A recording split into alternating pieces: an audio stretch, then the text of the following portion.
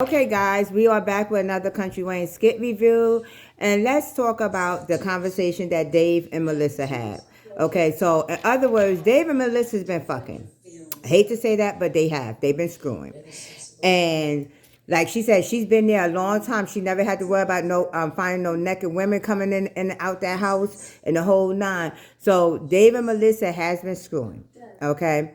They are not in a relationship because, like he said, they always decide to keep business first. But this is something Amber needs to know, is that he has screwed his assistant.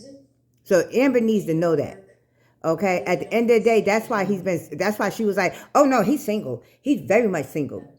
Because he's been screwing his assistant. Okay?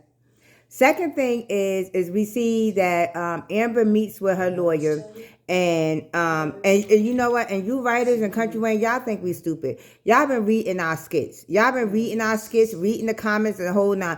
Because now all of a sudden the lawyer makes sure she tells Amber, oh well, when you file for divorce, you are legally separated, so you could date, but you need to date respectfully. You need to make sure you come home at night.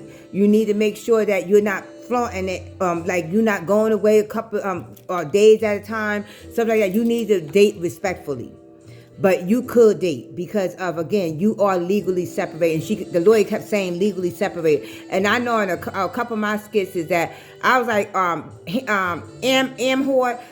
And now I could get with you if you was legally separated. I could, and now all of a sudden they like, oh yes, you're legally separated. She didn't know that. She just found out at this luncheon. That's what she just found out, that she's legally separated, so she could date. So this way, now her actions before, you can't say they speak volumes because of the fact that she didn't know she was legally separated. She just recently found that out. And she went, and like the lawyer said, if you want to move fast and you want to push this divorce through, that's fine. But you gotta give up at 50%. You ain't getting nothing. You can push the divorce through and walk away with nothing. But if you feel that you want to get this 50%, then this is the game you gotta play. This is the game you gotta play. And like she said, Anthony could keep this on for years. He could drag this out for years. So and like she said, I would not move any of my stuff. I would, if I'm gonna move some stuff out the house, I would not. I would do it in moderation. I would not move all my stuff out the house. I would not so. In other words, she's telling Amber, you need to slow your roll. You need to slow your roll, because if not, you're going to walk away with nothing. You will walk away with not a damn dime in your pocket.